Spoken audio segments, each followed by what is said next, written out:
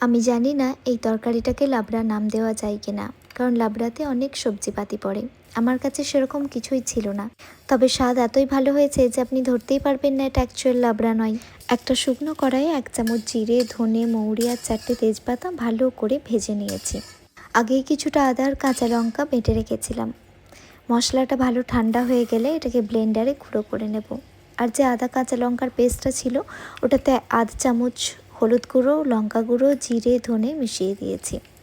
এবার বেশ কিছুটা তেল নিয়েছি, তাতে 1 চামচের মতো 5 ফোড়ন, 2টো শুকনো লঙ্কা।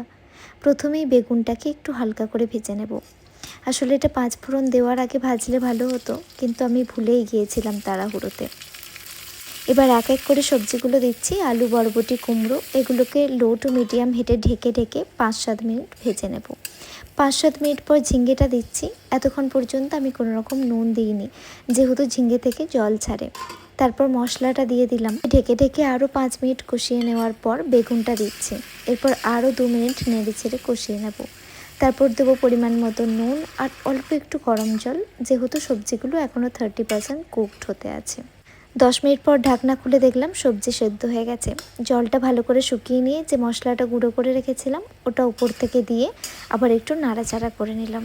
আপনারা আরও অনেক সবজি অ্যাড করে একদিন বানিয়ে খিচুড়ির সাথে খেতে পারেন।